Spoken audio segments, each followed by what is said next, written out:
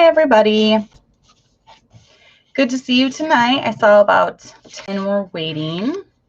So right at 7, I'm going live.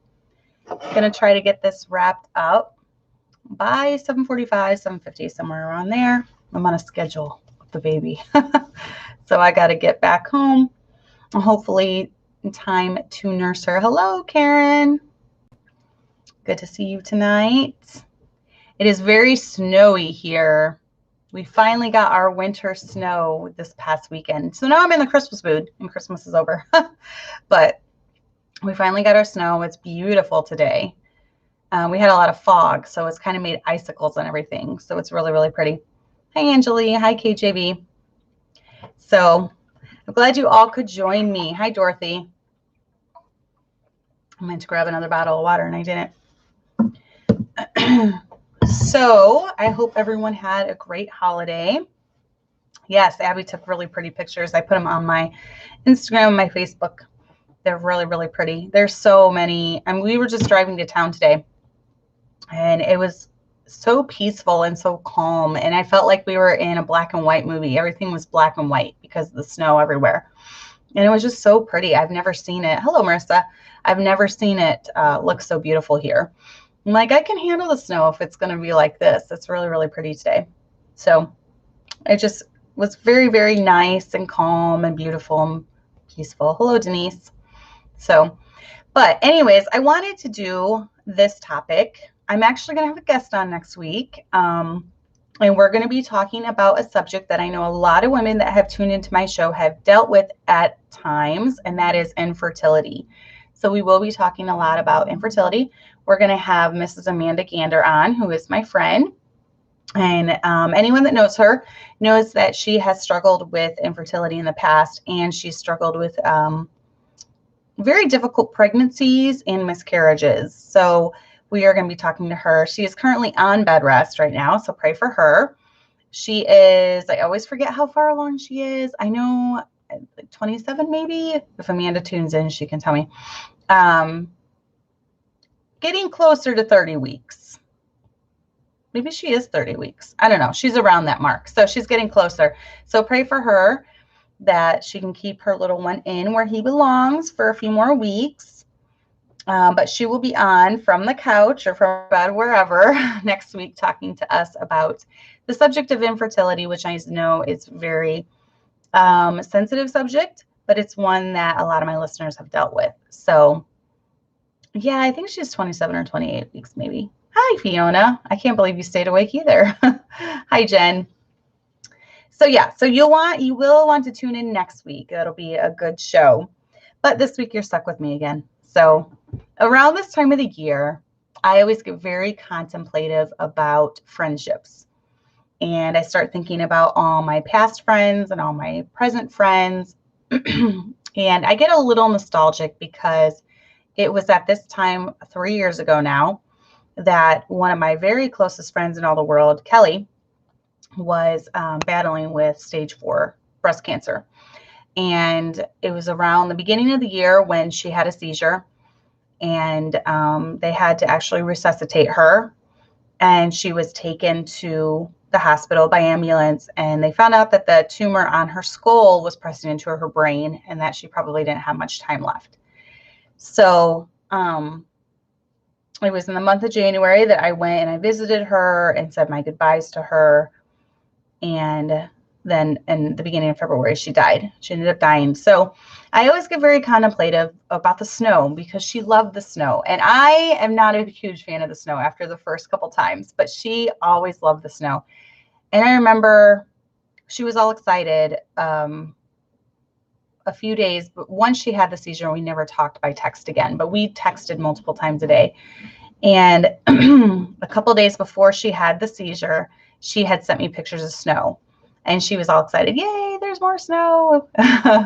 And so every time I'm driving in January and I see the snow, I think of her. So I was just thinking of friends, friendships, and I was talking to another good friend of mine today who lives out of state. So we were doing a Zoom, and she gave me this quote, and I'm not going to get it exactly, but I liked it. She said that someone had given her like a frame or a picture that said, friends come in your life for one of three reasons. They come in for a reason, they come in for a season, or they come in for a lifetime. And I liked that because it's been true in my life. I've had some friends that have been in my life for a short reason. You know, they've come into my life for a reason, they've been there for a little while, and then we end up drifting apart. There have been some friends that I only have for a season, and then I have some lifetime friends as well. So I wanted to talk and touch on friendships, and I feel like I've been super blessed with friendships. I know a lot of women struggle in this area. I've had a sister too that struggles, you know, my siblings. They've struggled before. And I know a lot of it has to do with if you're extroverted, if you're introverted. I know introverts have a harder time making close friends, maybe because they're afraid to open up or they're afraid to put themselves out there. I'm not an introvert, so it's not something that I really can relate to. I do know I'm an extrovert, and I've seen the same before where introverts don't really make friends. They just have an extrovert that comes along and adopts them. And I have done that many times in my life. I can see that happening. I am more drawn to introverts, which is funny. And most of my very, very good friends in life have been introverted, with the exception of Amanda Gander. She's not an introvert. She's an extrovert. And we click really well. So, you know, most of my very close friends are introverted, but, you know, opposites attract when it comes to that. So, but I know for a lot of women that are introverts, making friends is a challenge. I can pretty much talk to anyone, so it's not really a problem for me. And, you know, I've had a best friend since I was 12, and I've had other super close friends. I have a select group of women that I consider very, very close friends at this time in my life. So, you know, one of the ones that will never compare was Kelly, my friend who died of cancer. There's some people you just instantly click with, and she was like that. You know, we had been around the same kind of like church activities and things because our church is fellowshipped with each other. She was out of Faith Baptist Church in Bourbonnais. And we went to a lot of the same youth conferences and a lot of the same youth activities and things like that. And we never really talked. She's more introverted, so she didn't really put herself out there, you know, as much. But then my husband was friends with her husband, and we were both church planning around the same exact time, which was pretty cool. So we invited them to come to a conference at our old church, Lighthouse Baptist, about teenagers, I think. I think it was a teen conference or something. But we went out to eat with them, and we just instantly clicked. And so we exchanged emails because back then we had like 30 texts a month. That's how, you know, how long ago it was. So we had like 30 texts a month. So we didn't really text, but we started emailing each other, and we just instantly clicked. We were both thrown into the role of church planning. We were both thrown into the role of homeschooling for the first time. My kids had been in the Christian school where their dad was the principal, and her kids had been in the church school. So we were thrown into that role, and we just went through all of these struggles and trials together. And so we instantly clicked, and we just had a kinship. And then also my best friend, Erica, who I've been best friends with since I was 12. And the funny thing is with us, we also did not click right away. She actually got along better. She was our pastor's niece, and she came to spend the summer with him. And she actually got along better with some other girls in the church, and we didn't really click that much. But then when she left, for some reason, I had a sleepover or something, and she came and we started talking. We liked each other, so we exchanged addresses. And so we started snail mail with each other, and the rest is history. We instantly clicked. I think maybe it's my writing. I don't know. Maybe it's because a lot of it's writing that I click with people. And even with my close friends I have now, it's through texting is the main, you know, source of communication. So I don't know, maybe that's why. But so I've had a few really, really good friends. Obviously, you know, I have great church ladies, so I'm close to a lot of them. And, you know, Amanda, whose husband is like an evangelist, so in the ministry, and then my best friend, Erica, her husband's a pastor. So I have a lot of really close friends whose husbands are pastors. So when you have that in common, obviously you're going to click. So maybe you can be yourself more with writing. I don't know. It's weird, but that's how most of my close friendships have developed. And it is perfect for introverts. And a lot of my best friends have been introverts. So maybe they prefer it. So I don't know. But just remember, there is someone for everyone. Just like, a lot of my people that watch my show are married. You found your someone. Well, it's the same with friendship. There's someone for everyone. You won't click with everyone, but there will be people that you come across that you do click with. And one thing I've never tried to do in my life is force friendships. And you can't force a friendship. You either click or you don't click. And you either get along or you don't get along. You either have interests or you don't. And it's really creeped me out when in my life, being a pastor's wife, we've had some kind of crazy people come through. And a lot of the times, the women that come through that are kind of crazy, they try to force a relationship with me. And they are very demanding of my time. They expect me to drop everything, either, talk to them on the phone for hours or whatever. And I'm telling you, I will do that. I just spent an hour and a half today talking to one of my closest friends because that's important to me. But if it's someone that's demanding it, that's a little different. And I'm sure you all know that. If you have a kid who wants a popsicle, let's say, and they say, Mom, can I please have a popsicle? They're real nice about it. You're more obliged to give them that than if you have a kid that comes up and says, give me a popsicle right now, Mom. Obviously, they're not going to get it. So when someone's demanding and someone's trying to force something, it kind of creeps me out. And for a lot of the women that have come through that ended up being kind of crazy, they would try to force a deep relationship with me. And first off, that doesn't even happen overnight. It takes time to cultivate friendships and, talking and getting to know each other. That's not just going to happen overnight. So when you have someone that comes along, tries to force it, that's kind of a red flag. Yes, that's exactly right, Angeli. Sycophants. Sycophant, I think it's how you say it. So yeah, it's just kind of creepy. So yeah, just remember in life not to try to force a friendship. All of my close friendships have happened just by chance. I say chance, but I do believe God has brought these women into my life to help me grow and to help me through different seasons of my life. It's okay not to be close to everyone. You don't have to have a million close friends. I have a handful of close friends that I'm open with and that I share things with. Not everyone needs to know your deepest, darkest secret. And that's another red flag too. If, when you have someone who's just willing to share all and willing to just spill all, and, that's kind of a red flag for me. And the women that I've come across that are like that, they kind of end up being a little crazy. So, and we all have a little crazy inside of us. But some of us try to keep it reined in a little more than other people.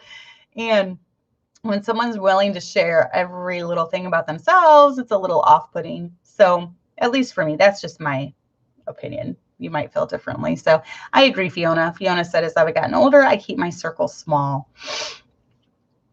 Yeah, I think that after you've been burned a time or two, you get a little more picky about,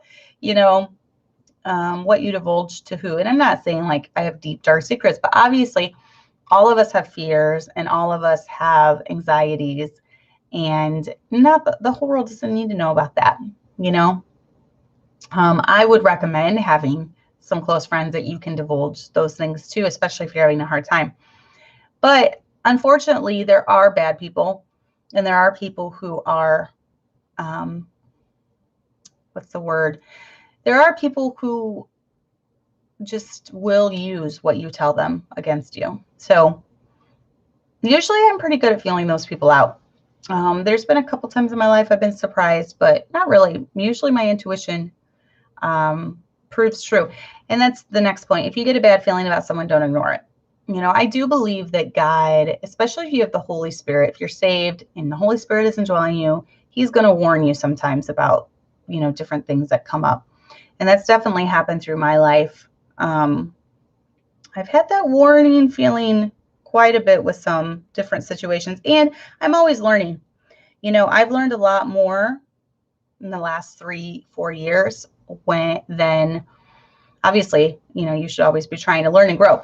But the last 3 or 4 years, since kind of, I don't know, branching out into the online world, those of you that have YouTube channels or put yourself out there publicly, you'll kind of know what I'm talking about. I was very naive going into it. And I kind of judged everyone based off how I was. And I was a little too trusting because I just took at face value. I took people for what they were saying. I took them at their word. And we had a really weird situation right when we got onto the, my husband got his YouTube channel, and I started Gently Led Sisters with Leslie. There was a weird situation with, I don't know, I don't want to go into it. It's weird, but a weird online situation where we ended up becoming friends with someone. They turned out to be not what we thought they were. And I think we were being played the whole time, and it really creeped me out. So I learned a lot from that. So on my social online world now, I try to be very wary of people. I can kind of get a feeling if they're trying. There's a lot of people that would love to have screenshots or, try to trap you, into saying something, or, there's a lot of weird people out there. So even when it comes to Facebook, I try to only accept friend requests from people that I know well, or that know other people or know other friends well, because I've been burned. I've definitely been burned in the past by just weird situations. I won't even go into it all, but it taught me a lot. It taught me to be wary, and it taught me to trust my gut, and it taught me to watch out for some things. So I don't know why I even started into that, but we do have to be protective in this age where, our kids maybe have online access. You want to teach them early on to be very wary, never give out your info, be stranger danger, all that stuff, because someone can be posing as something online, faceless, and they're completely different than what they say they are. So that definitely taught me a lot about it, but that's a total rabbit trail. But be friendly to all, but close to few. You don't need to have like this little clique where you never go out of it. I try for that not to happen in our church. I try for all the ladies to be involved. I feel really bad if I accidentally leave someone out. That is not my intention. I never want anyone left out. Ugh. And I beat myself up if that ever happens. So I try to be all inclusive of all of our ladies. I want, not inclusive. I mean, I don't want it to be this little clique. So I definitely try to encourage friendliness to all, but it doesn't mean that you have to tell everyone, your battles or your fears or what you're going through. Definitely you can have just a select few that you tell that to. Realize that friendships change throughout the years. That's why I liked that little saying that my friend told me today. And if you have a long-term friendship, be thankful for that. Definitely don't take that for granted. I do not take my friendship with my best friend, for granted. I'm so thankful for her. And I feel secure, and I know we'll be friends till the day that we die. But I don't take that for granted. I don't take her for granted. I try to let her know that I'm thankful for her, and, text her daily and different things like that. So sometimes you will grow apart from someone, and that's okay. We all change, and we all have different seasons in our lives. When you're a teenager or you're a single woman, obviously you have more time to put into your friendships. When you're a married pastor's wife of 8 who homeschools and also teaches piano and has a newborn, it's incredibly hard to pour as much time into friendships as you would when, you were single. So, oh, thank you, Honey Bunch. I don't even know who you are. Now I'm curious who you are. So when I visited your church with my family, I thought you and everyone were very friendly and inviting without being overwhelming. That's what we try to do. I don't want to creep you out by being all in your bubble, but I definitely want you to feel welcomed, for sure. I have been to churches before where our entire family showed up, and I'm not saying that everyone needs to make this big spectacle. No, but it would be nice to a handshake. Hi, how you doing? I've been there before where we've walked in and not a word was said. The pastor, literally came on the stage right before he preached and left and never interacted with the people at all. I don't want that to be like that here. So we definitely try to be down to earth here. And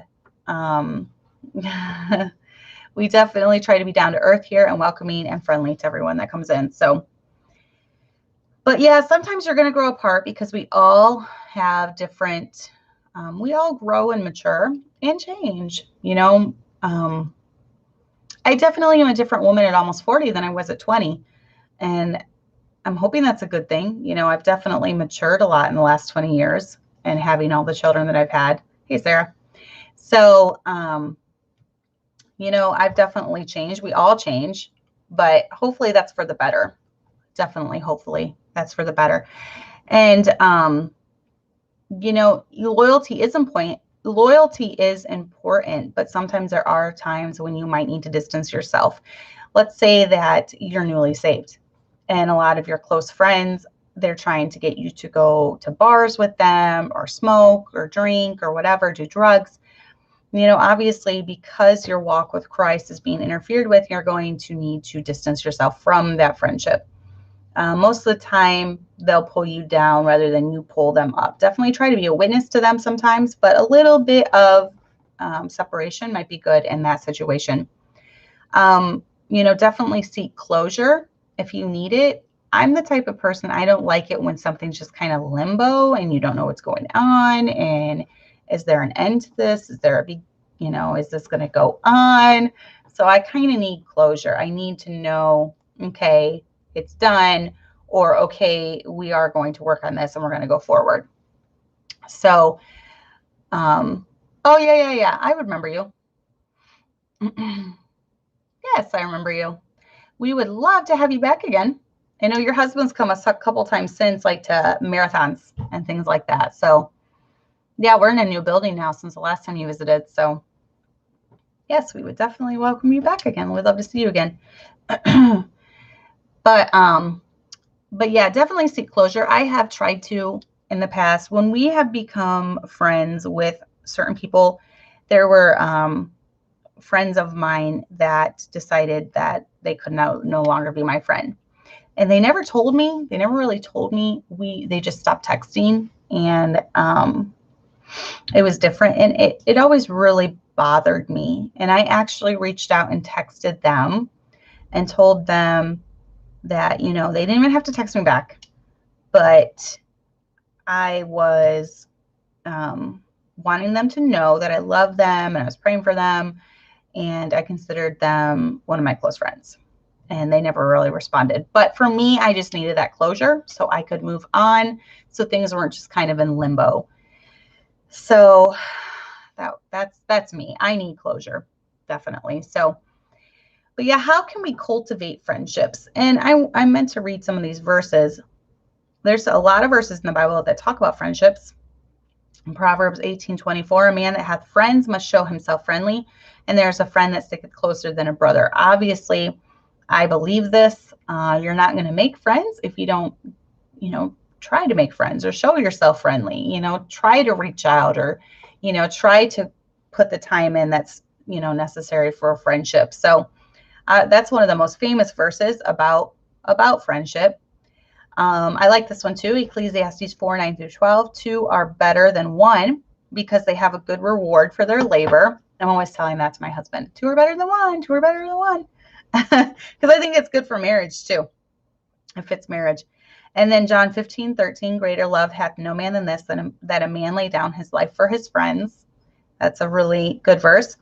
Proverbs 27:17. Iron sharpeneth iron, so a man sharpeneth the countenance of his friend. And I really like this too, because this goes along with honesty. You know, if you need to be honest, and I believe honesty is a huge proponent to a good relationship, marriage, friendship, whatever. So this is iron sharpeneth iron. That always makes me think of, you know, telling it straight, or you know, saying what needs to be said. So I really like that verse. And then let's see. Proverbs 17:17, a friend loveth at all times, and a brother is born for adversity. So a friend loveth at all times. That goes along with a lot of my points that I'm about to go into about cultivating relationships. And then this is a really cool verse, Proverbs 27:9. Ointment and perfume rejoice the heart, so doth the sweetness of a man's friend by hearty counsel. So yet another thing that has to do with honesty, telling it like it is. And then Hebrews 10:24, and let us consider one another to provoke unto love and to good works. So if you have a good friend, they're going to provoke you into doing good things and provoking you unto love. Let me see. Proverbs 27:6. Faithful are the wounds of a friend, but the kisses of an enemy are deceitful. I also like having friends that can give me counsel if I need it, but also can wound me if, and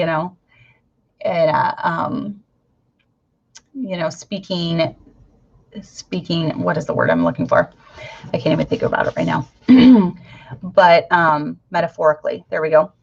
Speaking metaphorically, faithful are the wounds of a friend. So someone that will say, whoa, wait a minute, you're being a little this, or you're being a little that, or, just be careful, or, words of caution. I like having friends that will do that in my life. And I have a lot of close friends that will. So that is very important to have in a friendship. So definitely, I'm sorry, I'm missing the chat. That said, a threefold cord is not easily broken. Oh, I'm sorry, Royal, but that's sad. Said I had a close relative and friend die within 2 months of each other, both unsaved, and I never heard from the people at the church I was attending at that time. I felt completely uncared about. I'm sorry. Now, make sure you tell. No, this is coming from a pastor's wife perspective. Sometimes we've had people before that maybe have lost loved ones, or we've even had people that were in the hospital that came to our church and never let us know. So definitely make sure that you let someone know. If you're in a church and you're going through a rough time, reach out to the pastor's wife, or, make sure someone lets the pastor know that, you are going through a rough time, or, if you want a visit from them, because a lot of times we don't know. So hopefully that's what happened in your church. I'm sorry if they did know, and no one reached out to you. But definitely, if you're in a church, let the pastor, let his wife know if you're going through something in your, in your life, for sure. I like that, Jessica. And I personally don't want to live in an echo chamber. My friend Kelly was pre-trib, and I have a different view on eschatology than she did. And you know what? Big deal. We did not care about that. I mean, obviously, to me, that's a bigger deal because I've, studied it and listened to preaching about it, and I really believe it. But it was more of, I just wanted her to be prepared in case she, we lived through the tribulation. I wanted her to be prepared for that. So that was more my thing, was just to get her ready. It wasn't so much like, oh, she has to see my point of view. She has to believe what I believe. It was just something that we had talked about a few times. I threw some verses at her, but then it was something that we could agree to disagree on. We didn't have to agree on something like that. It's not a salvation issue, obviously. Obviously I think it's important so that we can be prepared, but there are things that with my friends, we can be completely honest with each other, and we don't have to agree on everything. I don't want to live in an echo chamber. I don't want to live surrounded by people who are only agreeing with me, aren't encouraging me to dig deeper, be better able to explain myself, different things like that. So that's me personally. John 15:12, this is my commandment, that ye love one another as I have loved you. And then another good verse, Proverbs 22:24, make no friendship with an angry man, and with a furious man thou shalt not go. So here, God wants you to know, he's advising on what friendships not to make. He gives advice for how to be a good friend, and then he's telling you what friendships not to make. And a lot of times it's because we become who we are around. My husband and I have been married almost half of our lives, and we think a lot of the same way now. We do a lot of, we're one, and we've just, over the years, I feel like we become more and more like each other. and we start picking up more and more traits, more and more idiosyncrasies and different phrases and, you know, things like that. If someone says a phrase out of a movie or something, then we both know what it is, you know, different things like that. So I feel like you become more and more like the people that you are around. So your friends are going to become more and more like as you're around. So be careful the type of friendships that you have. And he's warning you about it there. But how do we cultivate friendships? All right, so let's go over through some of these. Tell me in the chat what makes you, what you like from your friend and what you try to do as a friend. So go ahead and tell me in the chat. Yes, I say my best friend that I've had since I was 12, but I'm obviously speaking as far as girlfriends. Obviously, I'm not close to any other human being as I am as close to as my husband. He is the one I am closest to. We, like I said, we're on the same wavelength. We think the same things, you know, we love the same things. So obviously no one's as close to me as he is. But this is for all my friends, all my women friends that I have. So Joyce said, Royal said loyalty. That is super huge in my book too. Super huge. And I'm not talking like a gangster loyalty. I'm talking, you know, loyalty can be telling your friend what they need to hear without them getting upset and going off the handle. It can be, you know, speaking words of truth. And I've had friends that have reproved me, and if I was being completely dramatic, you know, tone me down. So I've had friends that have talked me off the ledge, definitely before. And I feel like they're being loyal, you know, doing that. So when someone listens without judging, yes. And I really feel like a lot of times as women, we have to be careful that we're not listening just so we can respond. We're not listening just so we can solve things. We're listening out of compassion, and we're listening, you know, we're really listening to them, and not, our mind is completely on what they're telling us. You know, obviously when we have so much going on, that's hard to do sometimes. You know, like when you're busy around the house and your kid comes up and asks you, can I have a cookie? And you're just like, whatever, you know, you don't really listen. You're not really listening. Let's not be like that, especially if we have time with our friends. Let's really, you know, zone in and listen to what they're saying. So, wow, there's a lot of chat coming through. So Jen said, trust is important. Exactly. And I think that goes along. Trust and loyalty kind of go hand in hand, and trust and honesty kind of go hand in hand, I think. Being compassionate and sympathetic. Yep. And then picking up where we left off, not letting time change the love we share for each other. And that's one of the things I love about Erica. We only see each other about once a year. I've not seen her. I didn't get to see her this past year with COVID. They did get COVID, and they went through a couple months where it was really bad for them. And they moved, and things were crazy. So I'm really going to try to get there this summer because I miss her. But when we get back together, it's like we've never been apart. You know, we just pick up where we left off. So understanding, exactly, yes. Oh, I hate that, Roy. That's not really true friendship, though, is it? If you have to walk around eggshells. She said, nothing is worse than having a friend you feel you can lose if you say or do the wrong thing. To me, that's not true friendship. You know, my close friends, I don't have to worry about that. I don't have to be, you know, obviously there's things that we can agree to just let go and not talk about, you know. But if I constantly feel like I have to be careful, am I going to lose them if I say this or do this? That's not truly a friend. I mean, a good friendship, because think about if that was in your marriage, you know, if you were constantly worried, oh, if I do this, is he going to leave me? That's not, you're going to still be married, but it's not going to be a good marriage. So Jessica said, I like someone I can vent to when I have a bad day and someone to encourage me on those bad days. I have both of those friends. Amanda is definitely my venting buddy for a lot of things. And we both went through pregnancy together, and yes. And then, Karen is my encouragement on those bad days. She always knows what to say, when to say it, how to say it. She's such an encourager. And see, that's why we need like the combination of close friends in our lives, because we all have strengths and we all have weaknesses. And I feel like I don't have any strengths when it comes to friendships. I feel like I like to vent, and now I'll have your back. I'm very loyal and I'm very honest. I'll have your back. So you will have that when you have me as a friend, for sure. Let's see. Okay, not holding grudges after disagreement. That's a good one, because you're going to have disagreements, especially if you're honest with each other. Yes, a lot of people only listen to respond, for sure.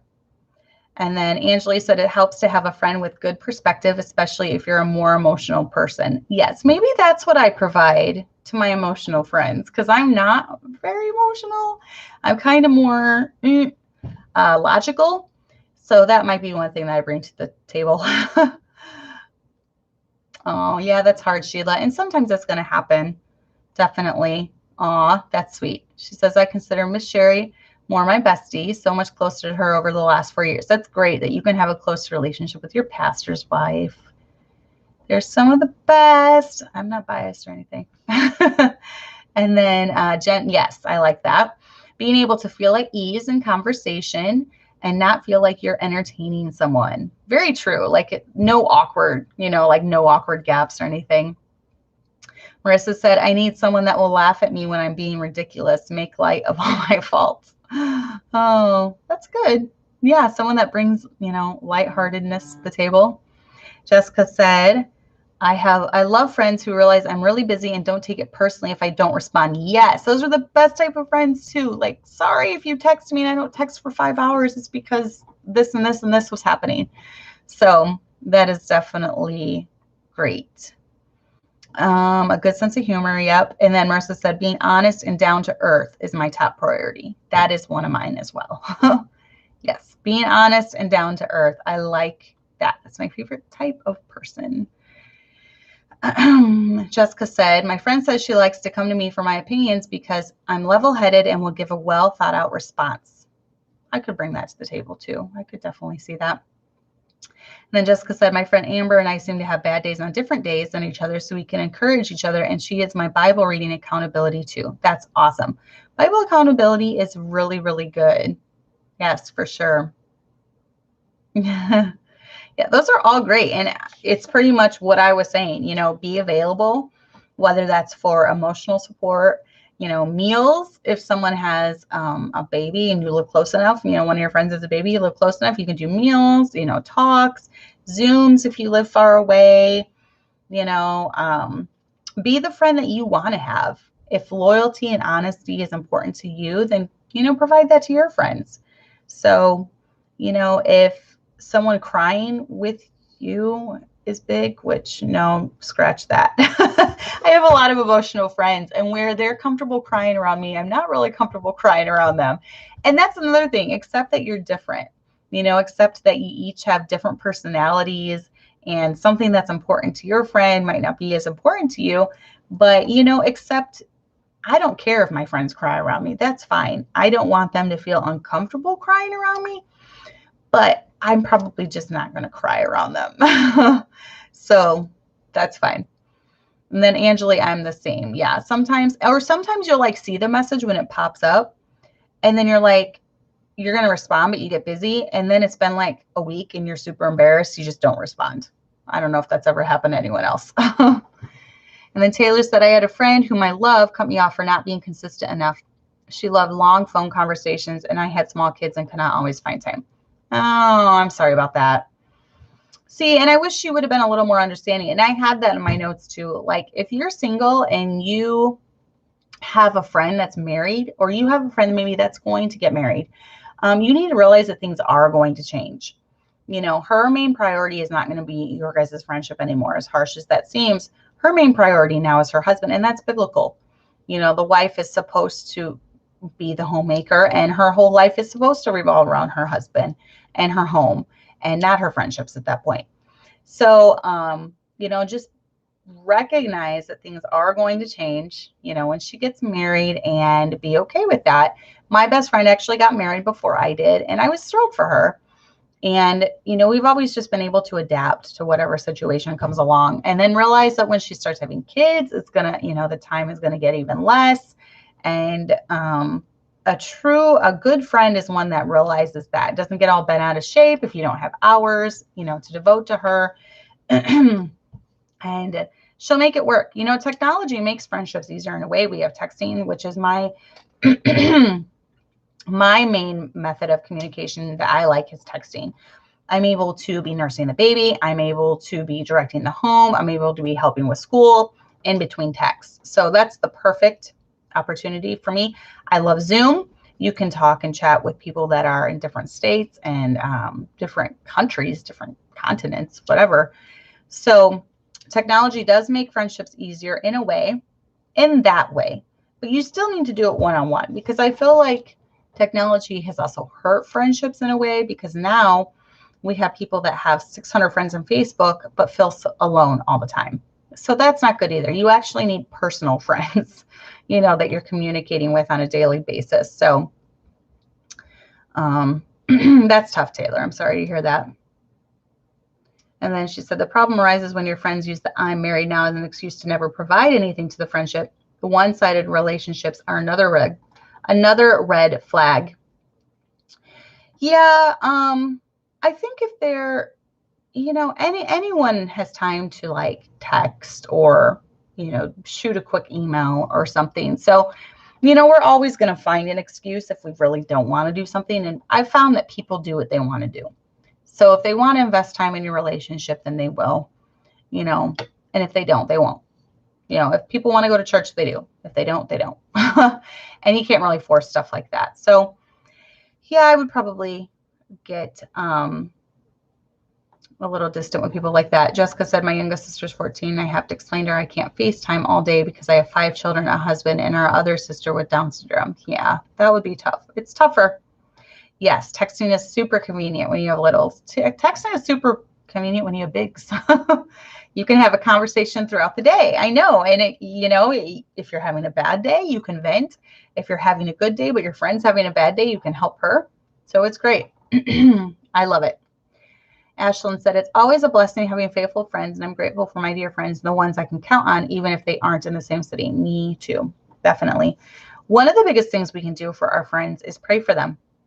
Oftentimes when I know that my friends are going through difficulties, I will pray for them, and they've told me before that they can feel my prayers and they can feel the prayers of other people praying for them. So prayers are so important.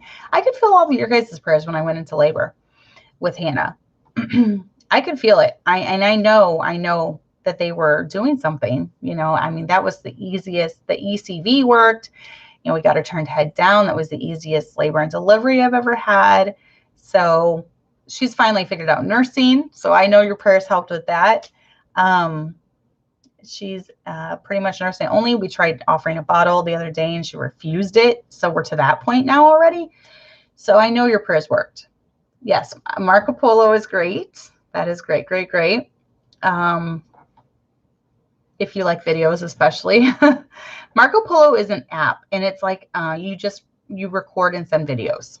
So my girls love it. Yeah, Morgan, if you're watching, it's on my phone, so I'll have this notification pop up. Morgan McLaughlin is talking to you, and then there'll be like 17 missed messages from her daughter. It's not actually Morgan, it's her daughter using it, talking to my girls through it. But my girls go back and forth with Marco Polo all the time. Yes, she is fully nursing. Yes. Great stream. What stream? He's saying this is a great stream for about friendship, I guess. So another one is, let's see. Pray for them. Be patient. Be patient with them. Show grace. You know what? We all need some grace in our life, and I feel like grace is the one thing lacking, especially among Baptists. We're really good about not showing grace. So definitely show grace when it comes to your friends. Honesty and loyalty. I thought he said, I thought he said get stream. Get stream? Maybe he did and he edited it. No. Great stream. Don't be petty. Don't be looking for fault in your friends. I don't want my friends finding fault in me, and there's plenty of fault to find in me. So I try not to find fault in them. I try to treat them the way I want to be treated. And so I try not to nitpick. I realize that we're all faulty human beings, and that's where grace also comes in. I try to show them a lot of grace because I need a lot of grace. We all have bad days. We all say things that we regret, and we don't want it being held over our head for the rest of our lives. So, show grace, be patient with your friends. Don't be petty. Don't be looking for fault. Realize your friend is different than you, and they're going to handle things differently. Not every woman has to do things exactly like Cassandra McMurtry, and that's great, because if the world was full of Cassandra McMurtrys, we'd probably all be at war with each other. We'd probably all be stubborn, and it doesn't need all Cassandra McMurtrys. It needs more Ericas, and that's my best friend. It needs more of the introverted type personality. It needs more of the loving type personality and the compassionate type personality, which those are all skills I've had to develop over the years. I've come far. I've gotten a lot better, but it's only been because I've gone through things in my life. Whenever I go through something bad, I try not to let it be something that makes me bitter or something that makes me mad at God. I try to think in my head, I'm going through this so I can help someone else. When I went through my miscarriages, I'd never been through them, but now I've been through 2. I've gone through 1 natural. I've had the surgery for 1. So I've had 2 different situations with my miscarriages. And when I'm going through them, it was painful. It hurt. I cried, but I kept thinking, this will help me help other people. And so now I have a lot more compassion when it comes to women that are having miscarriages. When I went through the death of my dad, I didn't use that as an opportunity to rail at God and get mad at him and upset at him. Now, looking back, I see how it prepared me to help other people who have lost loved ones. When I lost, my close friend in death, I was just thinking about it today and almost crying. And I was thinking, this will help me when someone close to me loses a friend. I'm going to know how better to respond to them. So I think a lot of it has to do with your mindset, just how you look at things. And when it comes to your friends, just how you think about them, why do you have friends? Is it so you can be an encouragement to them? It's not only to get stuff, you should have friends that you can encourage other people. You can help other people in their walk with the Lord. And, you can see the good in your friends. And I feel like however you judge people, it kind of shows your heart. And this is kind of going all over the place. But Angeli said, please do a show on optimism and not having a pessimistic mindset. This is something I've had to work on in my life. And like I said, these things have really helped. Different struggles and battles I've gone through have really helped me with this. My husband has called me pessimist before, and I said, no, I'm a realist. But oftentimes a realist is just a nice word for a pessimist. So that would be a great show topic. There is a lesson in every trial, for sure. And for me, because I'm in ministry and because I'm around so many people and because I have this channel, I try to look at things in my life as this will help someone someday. And I don't know, that's what's helped me get through some hard times. It's not going to make the hard times go away. It's not going to make the pain less. It's still going to be painful, but it helps me have a better mindset when I am definitely going through it. Jessica said, I have been trying to get pregnant again for 18 months, and Amber has been such an encouragement by praying. Oh, I'm going on Thursday to see my OB and see if there's something going on. Oh, well, I pray you get that all worked out. It is tough when you're trying to get pregnant. You'd like to tune into next week's show with Amanda when we talk about infertility. So Fiona said, I'm glass half full, and I tease my husband because he's more, yes. And my husband is a glass half full as well, and I am more glass half empty. So I've had to work on that through my life. And that's where we balance each other out. So. And then Jessica said, I found that what someone judges others harshly on is usually where they feel weak. Yes. And oftentimes how you judge other people, it shows your heart and it shows what's in your heart. I can't believe some of the things that my husband has been accused of And I'm like, I've been married to the man for half my life. You don't know the first thing about my husband. You don't know his intentions. You don't know his heart. And I feel like it's just showing their heart. When he's had harsh accusations thrown at him, it's showing the other person's heart. So it's very revealing in a way. People kind of show you where their heart is and everything. So sometimes we don't need to fix things with our friends. We just need to be available to listen, let them vent, not judge them for things. Just if your best friend is having a horrible day, don't be like, well, if you would have woke up before the kids, this wouldn't have happened. That's the last thing she needs. Let her vent about it. Tell her that's horrible. She's had the worst day ever. Don't try to be like, well, listen to my day, which a lot of us try to do. It's like a competition, right? No, you don't need to compare your day. Just tell her you feel bad for her. Tell her you feel sorry for her. Just be an encouragement and let her vent. So what about taking optimism too far where you lack compassion with people who are sad and hurting? I'd have to think about that. All the optimists that I've known in life are some of the most compassionate people that I've known. So I feel like pessimists are kind of the non-compassionate, maybe because that's something that I've struggled with in my life and I've had to work on. But yeah, all my optimistic friends, they're some of the most compassionate, caring people. So I don't know how that would play in. It might. There's every situation, I guess, but I haven't found that to be true in my case. No, I kind of know what you're talking about. Like, oh, well, life will get better. It's okay. That type of attitude. So yeah, I know what you're talking about. But yeah, I haven't really found that to be true. It could be though, definitely. People that tell you to get over a death quickly, they probably have not gone through it and they don't realize it. And that's why I think with my own life, going through some of these things has helped me be more compassionate. And some of the trials God's placed in my life has helped me in that area. And maybe it's something I need to learn, and that's why he put me through it. So, yeah, exactly, Jen. She said learning to read people is a good thing, because if you're being too optimistic or just, brushing it off like, oh, it'll be fine. Tomorrow's a new day. Just get over it. They aren't receiving it. You can just dial it down for sure. Social awareness is huge. Definitely huge. And then Rachel said, I know people can be too optimistic by dismissing something that might mean a lot to you in the moment.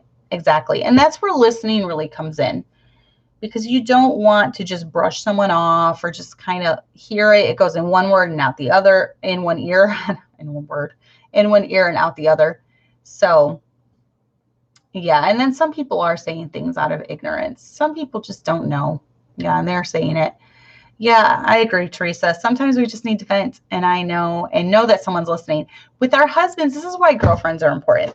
Because if you notice with your husbands, most men are logical, and they just want to fix it. So if you're going on about how the dog ran away and the kids' schoolwork went awful and the washer broke, he's going to want to fix it. He's going to be like, okay, let's fix the washer. Let's get rid of the stupid dog. That dog always runs away. You need to do this with the kids to get their schoolwork going better. Your husband's going to try to fix it. Whereas girlfriends might just be like, oh, that's awful. You had the worst day ever. That's horrible. I'm so sorry. They're not going to try to fix your problems. I'm a lot more logical in my thinking. So I've had to dial it down, tone it down when it comes to my friends, because I found myself doing the same thing. They're unloading about a bad day, and I'm like, well, you can do this and this and this and this, because I'm kind of a natural born leader, and I do want to fix things. And so I've had to recognize that I was doing that and just heap on the sympathy and be compassionate. Tell them I feel so bad. I feel horrible for you, and, different things like that. So I've really had to learn that in my own life. So, and then Jen said, I think it's important to recognize people's intentions, even if it's something you don't want to hear, that may be the only way they know how to help or show they care. Yeah, definitely. So you need to, I think every husband is Mr. Fix-It. Marissa, it's the same thing. And then sometimes I'll be like, babe, you don't need to do anything. I need to talk to you about it. And he's like, well, why are you talking about it if you don't want a solution? I don't know if you've had that same discussion with your husband, but I think men just want to fix it. You know, if you have a bad day, let's fix it so you won't have as bad of a day tomorrow. You're like, it's just the day. It's, you know, I just need to talk about it. So girlfriend's emotions are definitely for when you need to vent, for sure. And then, yeah. Tim the Tool Man, definitely. And people need your compassion much more than solutions sometimes. Yes. And as women, we recognize that. And we realize that, you know, obviously men are more logical. They are built differently than us. So their solutions are going to be a little bit different than what we need sometimes. And so sometimes I'll be like, babe, okay, you don't need to respond. Just listen right now. Just listen to this. You don't need to fix it. Just, I need to vent. And that's where I love my girlfriends and I love my best friend, because they're there for me to vent to. And then I don't need to as much with him, you know, and then he's not trying to fix every little thing that comes up. So exactly, Jessica. I tell my husband, I'm glad to see I'm not alone, that I listen when he vents about work and don't tell him how to fix it. So that's what I want too. Yep, exactly. I wouldn't even know how to fix the first thing, you know, when it comes to like when he worked at Walmart. Definitely. So, but I'm going to wrap it up. We went a little over. Hopefully the babies doesn't need to eat yet. 7:56. But you all had such great advice in the chat. I love it when you all interact like this with me. It was great. Great show tonight. So I'm edified and I'm encouraged by everything that you guys wrote tonight. So, and then women have their own built-in language. It's part of our default setting for sure. So thank you all for joining in. And if you have any more thoughts, comments, leave them down below. I consider all of you, I know all of you, you know, pretty much I recognize all of you that were in chat. So I consider all of you my friends, you know, obviously some of you closer than others, but that's okay. And I'm sure if we were all in the same church, I'd be close to all of you.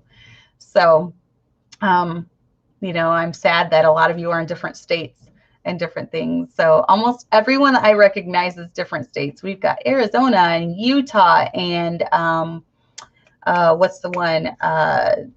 Sheila, where are you from? Vancouver, Washington? That's it. We've got England and Ireland. We've got different countries even represented here. So we've got Illinois. I saw a couple of my church ladies in the chat. So we are all from different states, but this makes it possible to interact with each other. Virginia, Florida, Texas, Michigan. Awesome. Yep, Montreal, Florida, West Virginia. Yes. Next week's show will be great. Tune in, Mrs. Amanda Gander. We will be talking about infertility, maybe, you know, trigger warning. We'll be dealing with infertility, loss of, you know, miscarriages, different things like that. So, yeah, Illinois and Indiana. Nice. North Carolina. All right, guys. So definitely tune in next week, and I will see you all then. Bye.